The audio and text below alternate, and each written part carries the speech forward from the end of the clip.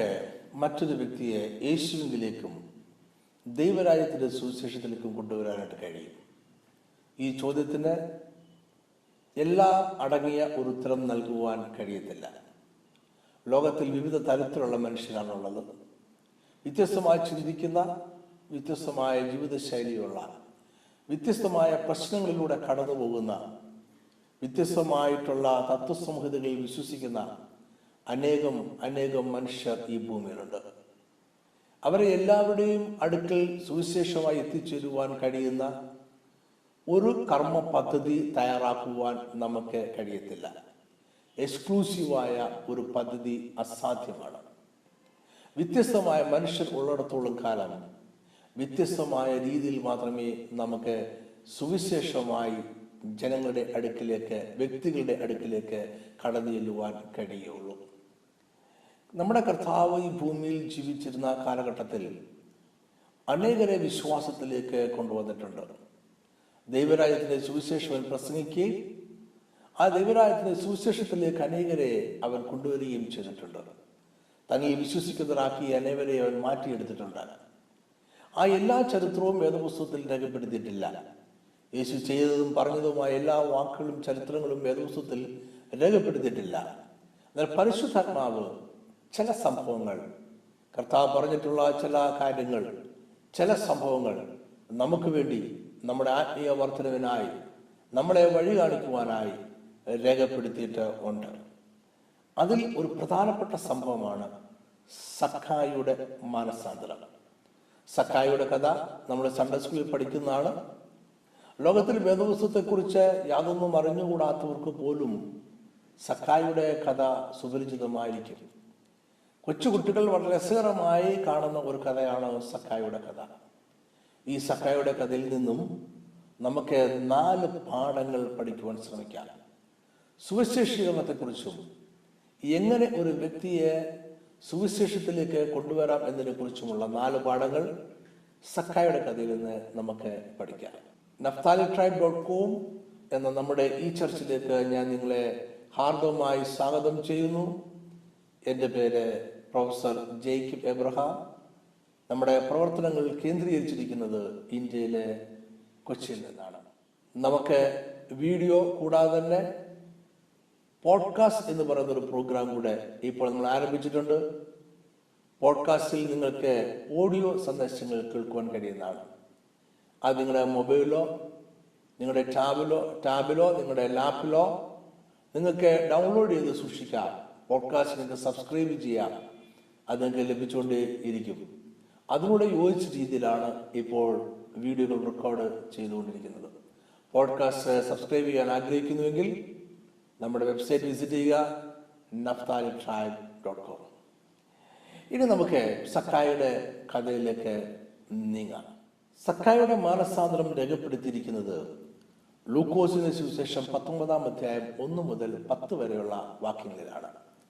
ഞാൻ ആ വേദഭാഗം ഒന്ന് വായിക്കുവാൻ ആഗ്രഹിക്കുന്നു. ശ്രദ്ധയോടെ കേട്ടാൽ.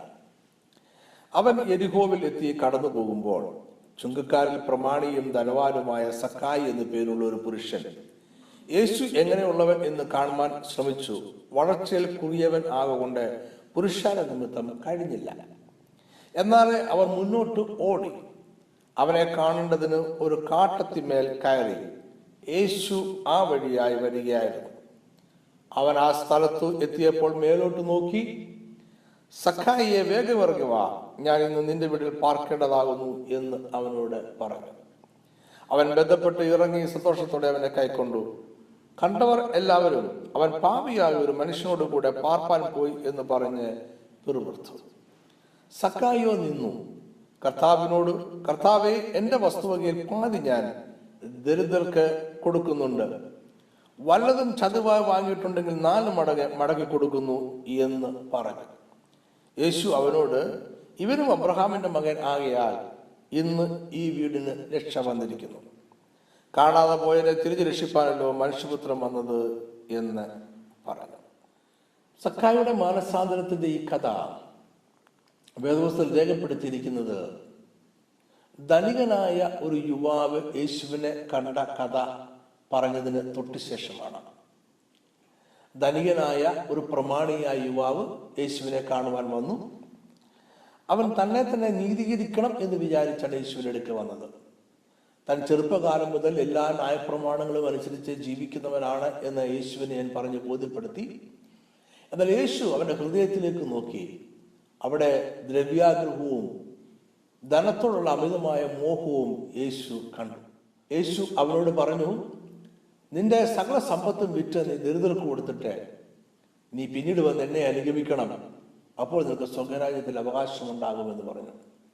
ഇത് കേട്ടിട്ട് ആ ചെറുപ്പക്കാരായ മനുഷ്യൻ അത്യധികം ദുഃഖിച്ചു. അവൻ ഭാരപ്പെട്ടു, പ്രയാസത്തോടുകൂടി അവൻ മടങ്ങിപ്പോയി. അത് കഴിഞ്ഞപ്പോൾ യേശു ചുറ്റും നിന്നോട് പറഞ്ഞു, ഒരു ധനികനായ മനുഷ്യൻ സ്വർഗരാജ്യത്തിൽ പ്രവേശിക്കുക ഏറെ പ്രയാസമുള്ള കാര്യമാണ് എന്ന് പറഞ്ഞു. ജനങ്ങൾക്ക് അത് മനസ്സിലായില്ല. അവരതിൽ അതിശയിച്ചപ്പോൾ യേശു ഇങ്ങനെ കൂട്ടിച്ചേർത്തു, മനുഷ്യന് അസാധ്യമായിട്ടുള്ളത് ദൈവത്തിന് സാധ്യമാണ്. ഈ സംഭവത്തിന് തൊട്ടു പിന്നാലെയാണ് സക്കായിയുടെ മാനസാന്തരത്തിന്റെ കഥ ലൂക്കോസ് രേഖപ്പെടുത്തിയിരിക്കുന്നത്. യേശു ഗലീലയിലും യഹൂദയിലുമുള്ള തന്റെ ശുശ്രൂഷ അവസാനിപ്പിച്ച് അവൻ യെരുശലേമിലേക്ക് ഉള്ള യാത്രയുടെ അവസാന ഘട്ടത്തിലായിരുന്നു. ജെറിക്കോ പട്ടണത്തിന്റെ സമീപത്തോടുകൂടി അവൻ കടന്നുപോയിക്കൊണ്ടേയിരിക്കുകയായിരുന്നു. ജെറിക്കോയിൽ അവൻ സക്കായിയെ കണ്ടുമുട്ടുകയും സക്കായിയെ മാനസാന്തരത്തിലേക്ക് നടത്തുകയും ചെയ്തു. സക്കായിയുടെ കഥ പറയുമ്പോൾ അല്പം ചരിത്ര പശ്ചാത്തലം കൂടി നമ്മൾ ചിന്തിക്കേണ്ടിയിരിക്കുന്നു. യേശുവിൻ്റെ കാലഘട്ടത്തിൽ റോമൻ സാമ്രാജ്യം യഹൂദ പ്രദേശം മുഴുവൻ അവരെ ഒരു പ്രവിശ്യയാക്കി വെച്ച് ഭരിച്ചുകൊണ്ടിരിക്കുകയായിരുന്നു. ഈ പ്രവിശ്യയിൽ നിന്നും യഹൂദന്മാരിൽ നിന്നും റോമൻ സാമ്രാജ്യം കരം പിടിച്ചുകൊണ്ടിരുന്നു. ഇങ്ങനെ കരം പിടിക്കുവാൻ, ചുങ്കം പിടിക്കുവാനായിട്ട് പ്രാദേശികമായിട്ടുള്ള ചില ആൾക്കാരെ, യഹൂദന്മാരിൽ തന്നെ ചില ആൾക്കാരെയാണ് റോമക്കാർ ഏർപ്പെടുത്തിയിരുന്നത്. അങ്ങനെ ഏർപ്പെടുത്തിയിരുന്നതിൽ ഒരാളാണ് സക്കായി. സക്കായി ഒരു സാധാരണക്കാരായ ചുങ്കം പിരിവുകാരനായിരുന്നില്ല. അനേകം ചെറിയ ചെറിയ ചുങ്കം പിരിവുകാരുടെ തലവനായിരുന്ന, ചീഫായിരുന്ന ഒരു മുഖ്യ ചുങ്കം പിരിവുകാരനായിരുന്നു സക്കായി. സക്കായി വളരെ സമ്പന്നനായ ഒരു മനുഷ്യനായിരുന്നു. എന്നാൽ യഹൂദന്മാർക്ക് സക്കായിയുടെ ഈ ജോലി അംഗീകരിക്കാൻ കഴിഞ്ഞില്ല. ശരിക്കും പറഞ്ഞാൽ ദൈവരാജ്യത്തിൽ അംഗമായിരിക്കുന്ന ഒരു വ്യക്തിയെ സംബന്ധിച്ചോളം സെക്യുലർ സ്പിരിച്വൽ എന്ന ഒരു വ്യത്യാസം അസാധ്യമാണ്. ജോലിക്ക് പോകുമ്പോഴും, ചർച്ചിൽ പോകുമ്പോഴും, പള്ളിയിൽ പോകുമ്പോഴും ദൈവരാജ്യത്തിന്റെ ഭാഗമായിരിക്കുന്ന വ്യക്തി അദ്ദേഹം എപ്പോഴും ദൈവരാജ്യത്തിന്റെ ഭാഗം തന്നെയാണ്. തൻ്റെ സെക്യുലറായിട്ടുള്ള ജോലിക്ക് പോകുമ്പോൾ ദൈവരാജ്യത്തിന് വെളിയിലാകുവാൻ ആർക്കും കഴിയുകയില്ല. അതുകൊണ്ട് രക്ഷിക്കപ്പെട്ട ഒരു വ്യക്തി, ദൈവരാജ്യത്തിന്റെ അവകാശിയായിരിക്കുന്ന വ്യക്തിയുടെ സംബന്ധിച്ചുള്ളൂ അദ്ദേഹത്തിന്റെ ജീവിതത്തിൽ എല്ലാം സ്പിരിച്വലാണ്. സെക്യുലർ എന്ന് പറയുന്ന ഒരു കാര്യം ഉണ്ടായില്ല. എന്നാൽ സക്കായി ഇങ്ങനെ ഉള്ള ഒരു ഉപജീവന മാർഗം തേടിയാണ് സക്കായി ജീവിച്ചിരുന്നത്. ഈ സക്കായുടെ മാനസാന്തരമാണ് ലൂക്കോസ് രേഖപ്പെടുത്തിയിരിക്കുന്നത്. ഈ കഥയിൽ നമുക്ക് 4 കാര്യങ്ങൾ മനസ്സിലാക്കാൻ കഴിയും. ഒന്ന്, യേശു എപ്പോഴും ആഗ്രഹിക്കുന്ന ആത്മാക്കളെ അന്വേഷിച്ചുകൊണ്ടേ ഇരുന്നു എന്നതാണ്. ആഗ്രഹിക്കുന്ന ആത്മാക്കളെ കണ്ടെത്തുവാൻ യേശു ശ്രമിച്ചുകൊണ്ടേ ഇരുന്നു. സക്കായിക്ക് നോക്കി യേശുവിനെ കാണണമെന്ന് സക്കായിക്ക് ആഗ്രഹമുണ്ടായിരുന്നു. അതുകൊണ്ട് സക്കായി യേശുവിനെ കാണുവാൻ ശ്രമിച്ചു. ജനക്കൂട്ടത്തിൻ്റെ യേശുവിനെ കാണുവാൻ സക്കായിക്ക് കഴിഞ്ഞില്ല. അതുകൊണ്ട് സക്കായി മുന്നോട്ട് ഓടി ഒരു മരത്തിന്റെ മുകളിൽ കയറി യേശുവിനെ കാണുവാനായിട്ട് ശ്രമിച്ചു. സക്കായുടെ മനസ്സിൽ ഈ ആഗ്രഹം യേശു കണ്ടു. ആ ആഗ്രഹത്തോടെ യേശു പ്രതികരിക്കുവാൻ തീരുമാനിച്ചു. ദൈവകൃപ എങ്ങനെയാണ് പ്രവർത്തിക്കുന്നത് എന്നതിന്റെ ഒരു നല്ല ഉദാഹരണം കൂടിയാണ് സക്കായുടെ കഥ.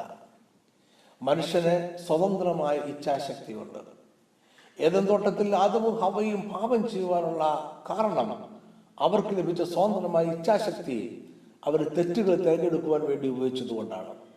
ഇന്നും മനുഷ്യന് സ്വതന്ത്രമായ ഇച്ഛാശക്തിയുണ്ട്.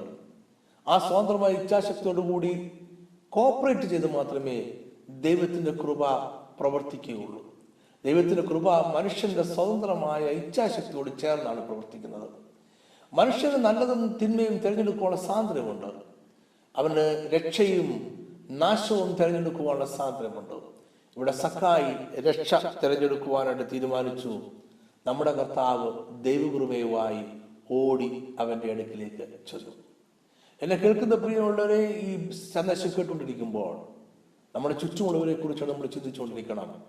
നമ്മുടെ ചുറ്റുമുള്ള അനേകർക്ക് അവർ പറയുന്നില്ല എങ്കിലും, അവരത് വിളിച്ചു പറഞ്ഞുകൊണ്ട് നടക്കുന്നില്ല എങ്കിലും രക്ഷയെക്കുറിച്ച് അറിയുവാൻ, യേശുവിനെ കുറിച്ച് അറിയുവാൻ ആഗ്രഹമുണ്ട്.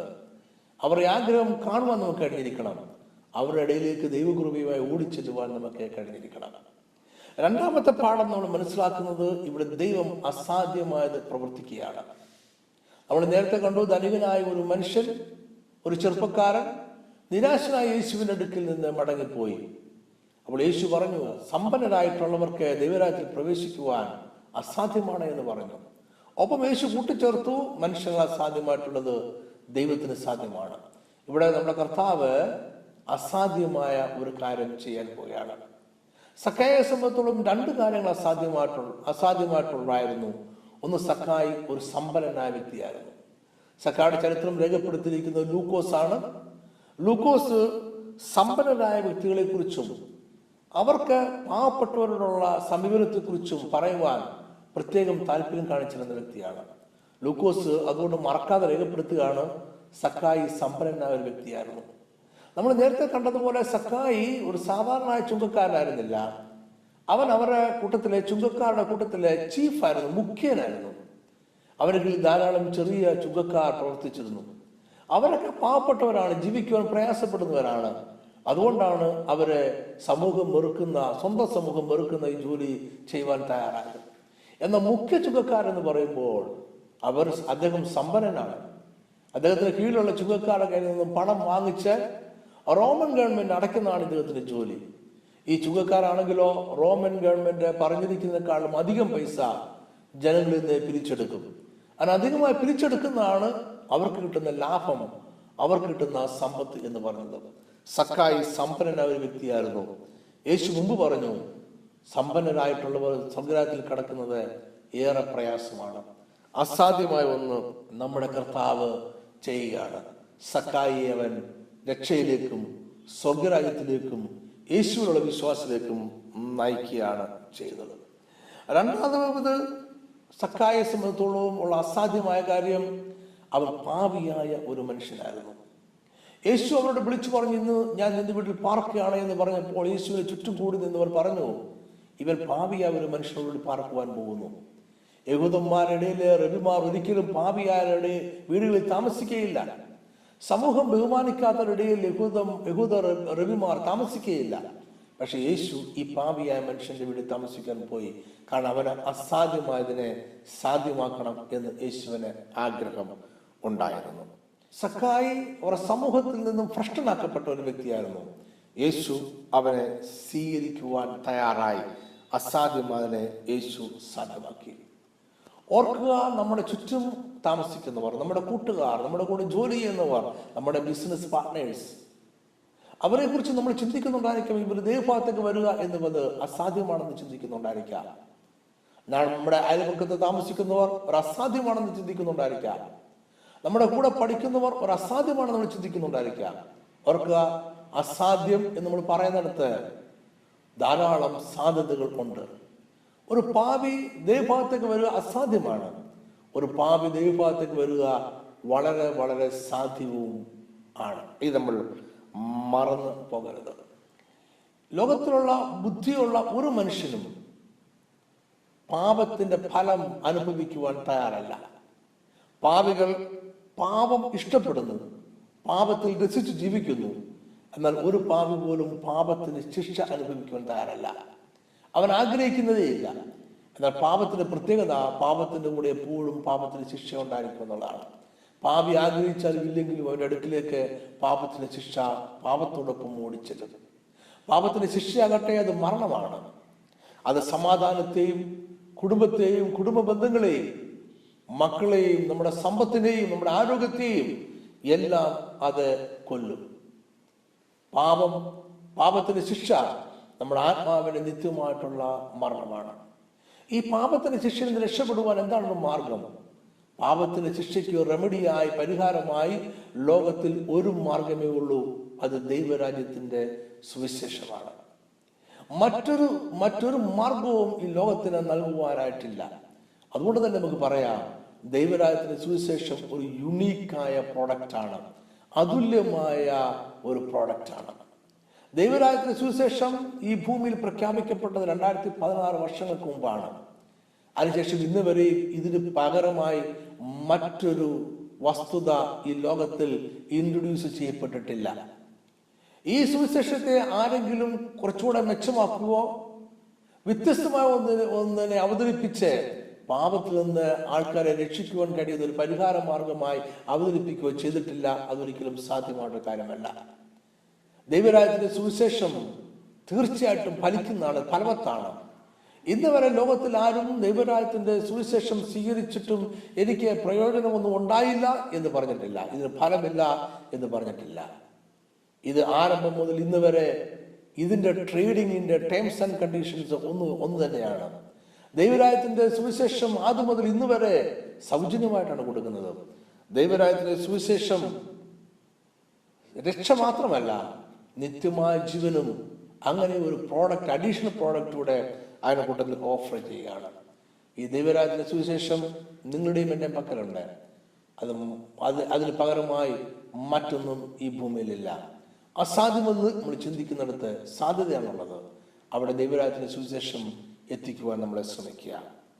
മൂന്നാമത്തെ പാഠം എന്ന് പറയുന്നത് യേശു ജനക്കൂട്ടത്തിന് എതിരെ നിന്നു എന്നുള്ളതാണ്. യേശുവിന് ചുറ്റും നിൽക്കുന്നവരെല്ലാം വിശുദ്ധരായിരുന്നു. ശിഷ്യന്മാർ തങ്ങളെ തന്നെ വിശുദ്ധരായി കണക്കാക്കി. കാരണം അവരെ ഗുരു വിളിച്ചതാണ്. തന്റെ ശിഷ്യനാകുവാൻ വേണ്ടി അവരെ ഗുരു വിളിച്ചതാണ്. അതുകൊണ്ട് അവർ വിശുദ്ധരാണ്. യേശുവിൽ വിശ്വസിക്കുകയും യേശുവിനെ അനുഗമിക്കുകയും ചെയ്തിരുന്ന ജനക്കൂട്ടം എല്ലാം വിശുദ്ധരായിട്ടാണ് കണക്കാക്കിയത്. കാരണം അവർ മശിഹയെ കണ്ടെത്തിയിരിക്കുന്നു, അവർക്കത് മനസ്സിലായിരിക്കുന്നു, അവർ മശിഹയോടൊപ്പം നടക്കുകയാണ്, അവരും വലിയ വിശുദ്ധരാണ്. എന്നാൽ വിശുദ്ധരായി ജനക്കൂട്ടത്തിന് ഇടയിൽ നിൽക്കുന്ന യേശു ആണെങ്കിലോ അവൻ പാപികളെ അന്വേഷിച്ചുകൊണ്ടേയിരിക്കുമായിരുന്നു. അവൻ നഷ്ടപ്പെട്ടു പോലെ അന്വേഷിച്ചുകൊണ്ടേയിരിക്കുമായിരുന്നു. പാപത്തിൽ മുഴുകി ജീവിക്കുന്നവരെ അന്വേഷിച്ചുകൊണ്ടിരിക്കുമായിരുന്നു. അതിനുവേണ്ടി എല്ലാ പാരമ്പര്യ നിയമങ്ങളെയും തകർക്കുവാൻ യേശു തയ്യാറായിരുന്നു. മഗ്ദല മറിയത്തെ യേശു രക്ഷിച്ചപ്പോൾ യേശു ജനക്കൂട്ടത്തിന് എതിരെയാണ് നിന്നത്. 12 വർഷം രോഗിയായിരുന്ന സ്ത്രീയെ യേശു രക്ഷിച്ചപ്പോൾ, സൗഖ്യമാക്കിയപ്പോൾ യേശു അതുവരെ നിലനിന്നിരുന്ന സാമൂഹ്യ നിയമങ്ങൾക്ക് എതിരായിട്ടാണ് നിന്നത്. സാമൂഹ്യ നിയമങ്ങൾക്ക് എതിരായിട്ട് നിൽക്കുവാൻ യേശു മടിച്ചില്ല. ഒരാളെ രക്ഷിക്കുവാൻ കഴിയുന്നെങ്കിൽ യേശു ചെയ്യുവാൻ തയ്യാറായിരുന്നു. കാരണം യേശുവിനറിയാം, വിജയം എപ്പോഴും നിയമങ്ങളെ മാറ്റി എഴുതും. വിജയത്തിന് നിയമങ്ങളെ മാറ്റി എഴുതുവാൻ കഴിയും. നാലാമത്തെ പാഠം നമ്മൾ മനസ്സിലാക്കുന്നത്, യേശുവിനെ സഖായി തന്റെ ഭവനത്തിലേക്ക് ക്ഷണിച്ചതല്ല, പിന്നെയോ യേശു സ്വയം ക്ഷണിക്കുകയായിരുന്നു. യേശുവിനെ സഖായി ഒരിക്കലും ക്ഷണിക്കുകയാണ്. സഖായി ഒരു പാപിയായ മനുഷ്യനാണ്. സമൂഹം അവരെ ഭ്രഷ്ട് കൽപ്പിച്ചിരിക്കുന്ന ഒരു വ്യക്തിയാണ്. അവന്റെ വീട്ടിൽ ഒരിക്കലും ഒരു യഹൂദ റബി കടന്നു ചെല്ലുകയോ താമസിക്കുകയോ ചെയ്യുകയില്ല. അതുകൊണ്ട് അവനൊരിക്കലും യേശുവിനെ ക്ഷണിക്കുകയില്ല. നോക്കണം, ഒരു പാപി ഒരിക്കലും സുവിശേഷത്തെ ക്ഷണിച്ചുകൊണ്ട് നടക്കുകയില്ല. കാരണം പാപിയുടെ മനസ്സിലെപ്പോഴും താൻ പാപിയാണെന്നും താൻ ജീവിതത്തിൽ തകരാനുള്ളവനാണെന്നും നശിക്കാനുള്ളവനാണെന്നും ഒരു ചിന്ത ഉണ്ടാവും. പിശാച് നിരന്തരമായി അവരോട് അങ്ങനെ സംസാരിച്ചുകൊണ്ടിരിക്കും. ഒരു പാപി നിങ്ങളെ ക്ഷണിക്കാൻ കാത്തു നിൽക്കരുത്. ഒരു പാപി സുവിശേഷമായി കടന്നു വരുമെന്ന് നിങ്ങളെ വിളിക്കാൻ കാത്തു നിൽക്കരുത്. നിങ്ങൾ ആ പാപിയുടെ ജീവിതത്തിലേക്കും അയാളുടെ ഭവനത്തിലേക്കും സുവിശേഷവുമായി കടന്നു ചെല്ലുക. യേശു അതാണ് ചെയ്തത്. യേശു സക്കായിയോട് പറഞ്ഞു, ഞാൻ ഇന്ന് നിന്റെ വീട്ടിൽ പാർക്കുകയാണ്. യേശു സ്വയം ക്ഷണിച്ച് സക്കായുടെ വീട്ടിലേക്ക് ചെല്ലുകയാണ്. ഓക്കെ, നമ്മളിപ്പോൾ 4 പാഠങ്ങൾ ഈ സംഭവത്തിൽ നിന്നും നമ്മൾ മനസ്സിലാക്കി. ഒന്ന്, ആഗ്രഹിക്കുന്ന ആത്മാക്കളെ യേശു കണ്ടെത്തി. യേശുവിന് മനസ്സിലായി ആഗ്രഹിക്കുന്ന ആൾക്കാരെ കണ്ടെത്തുവാൻ യേശു എപ്പോഴും ശ്രദ്ധിച്ചിരുന്നു. അവിടേക്ക് യേശു ദൈവകൃപയുമായി ഓടിച്ചെന്നു. രണ്ടാമത്, അസാധ്യമെന്ന് മനുഷ്യൻ ചിന്തിക്കുന്നതിനെ സാധ്യമാക്കുവാൻ യേശുവിന് കഴിഞ്ഞു. അസാധ്യമെന്ന് മനുഷ്യൻ ചിന്തിക്കുന്നതിനെ സാധ്യമാക്കുവാൻ നമ്മുടെ ദൈവത്തിന് കഴിയും. മൂന്നാമത്, ജനക്കൂട്ടം എന്ത് പറയുന്നു എന്നതനുസരിച്ചല്ല യേശു പ്രവർത്തിച്ചത്. യേശു അതിനെതിരെ നിന്ന് പ്രവർത്തിച്ചു. കാരണം വിജയത്തിന് എപ്പോഴും നിയമങ്ങളെ മാറ്റുവാൻ കഴിയും എന്ന് യേശുവിന് അറിയാം. നാലാമത്, യേശു സക്കായുടെ വീട്ടിലേക്ക് തന്നെ സ്വയം ക്ഷണിക്കുകയായിരുന്നു. ആരും ക്ഷണിക്കാൻ കാത്തു നിന്നില്ല. യേശു സ്വയം ക്ഷണിച്ച് അങ്ങോട്ട് ചെന്നിട്ട് പറഞ്ഞു, ഞാൻ സുവിശേഷമായി വന്നിരിക്കുകയാണ്, നിന്റെ വിടുതലുള്ളത് വന്നിരിക്കുകയാണ്, സുവിശേഷം നിന്നെ വിടുവിക്കും എന്ന് പറഞ്ഞു. ഈ സന്ദേശം നിങ്ങൾക്ക് അനുഗ്രഹമായിരുന്നു എന്ന് ഞാൻ വിശ്വസിക്കുന്നു. നിങ്ങൾക്ക് അനുഗ്രഹമായിരുന്നുവെങ്കിൽ നിങ്ങളുടെ സ്നേഹിതരോടും നിങ്ങളുടെ ബന്ധുമിത്രങ്ങളോടും ഇതിനെക്കുറിച്ച് പറയുക. അടുത്ത ഞായറാഴ്ച വീണ്ടും നമുക്ക് മറ്റൊരു സന്ദേശവുമായി ഒരുമിച്ച് കൂടാം. അതുവരെയും കർത്താവിന്റെ കൃപയിൽ നിങ്ങളെ സൂക്ഷിക്കുകയും പരിപാലിക്കുകയും ചെയ്യട്ടെ. ആമേൻ.